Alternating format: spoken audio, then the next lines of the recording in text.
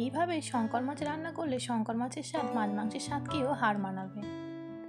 আজ আমি দেখাবো বাটা মশলা দিয়ে শঙ্কর মাছের কষা।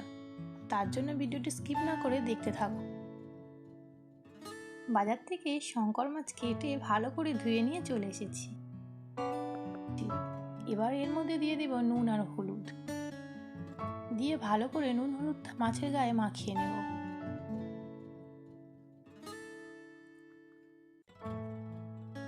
আর এর মধ্যে আমি দেবো আলু, তার জন্য 3টে আলু পিস করে কেটে নিয়েছি। আলুগুলোতেও নুন হলুদ মাখিয়ে নিলাম। এবারে এর মধ্যে আমি যে মশলাগুলো দেবো সেগুলো হলো টমেটো, পেঁয়াজ, কাঁচা লঙ্কা, ধনেপাতা, আদা আর রসুন। এগুলোকে ভালো করে কেটে ধুয়ে নিয়েছি। এবার এগুলোকে একটা মিক্সির জারের মধ্যে দিয়ে দেবো পেস্ট করে নেওয়ার জন্য।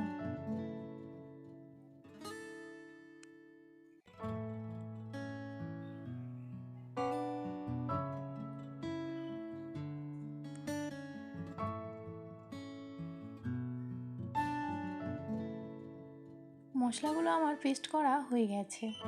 এবার একটা কড়াইয়ে তেল দিয়ে গরম করে মাছগুলোকে লাল লাল করে ভেজে নেব। মাছগুলো ভাজা হয়ে গেছে, এবার মাছগুলোকে তুলে নেব।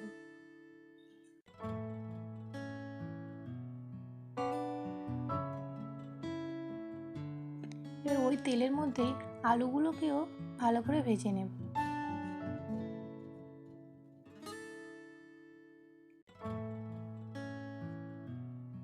আলুগুলো ভাজা হয়ে গেছে, এগুলোকে এবার তুলে নেব।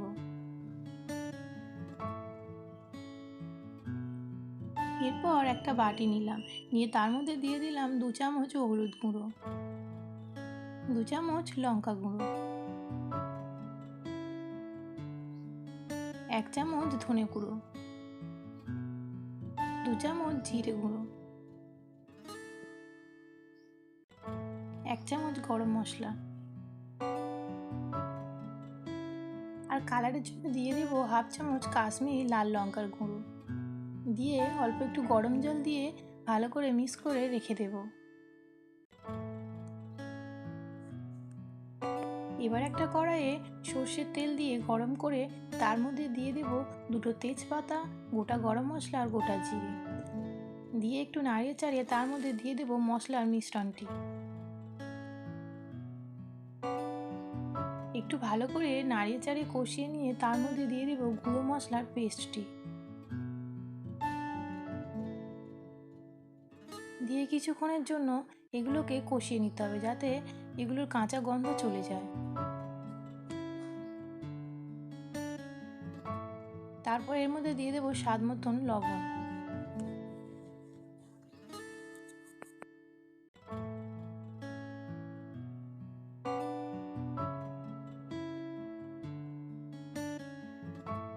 এরপর এর মধ্যে দিয়ে দিলাম গরম জল। গরম জল দিয়ে ভালো করে ফুটিয়ে নিলাম, নিয়ে এবার এর মধ্যে দিয়ে দেব ভাজা মাছগুলো আর ভেজে রাখা আলুগুলো।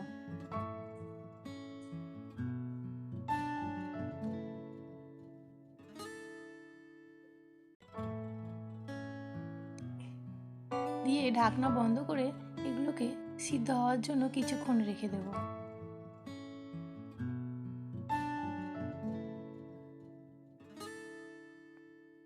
কিছুক্ষণ পরে ঢাকনা খুলে দেখে নেব আলুগুলো সিদ্ধ হয়েছে কিনা। আলুগুলো খুব ভালো করেই সিদ্ধ হয়ে গেছে। এবার এর মধ্যে অল্প একটু গরম মশলা গুঁড়ো ছড়িয়ে দেব,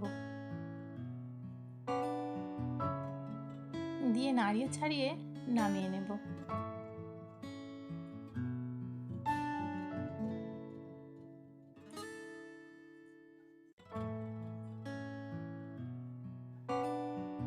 তৈরি হয়ে গেছে বাটা মশলা দিয়ে শঙ্কর মাছের কষা। গরম ভাতের সঙ্গে এই তরকারিটি খেতে সত্যি অসাধারণ লাগবে। যারা যারা এখনও এই রান্নাটি করে খাননি তারা একবার অবশ্যই বাড়িতে ট্রাই করুন। মাছ মাংসের স্বাদকে সত্যি হার মানিয়ে দেবে। ভিডিওটি কেমন লেগেছে অবশ্যই জানাবেন, আর ভালো লাগলে লাইক, কমেন্ট আর শেয়ার করতে ভুলবেন না। আর যারা যারা এখন আমার চ্যানেলটিকে সাবস্ক্রাইব করেনি প্লিজ সাবস্ক্রাইব করে সাথে থাকুন। টাটা, আবার দেখা হবে অন্য কোনো রেসিপি নিয়ে।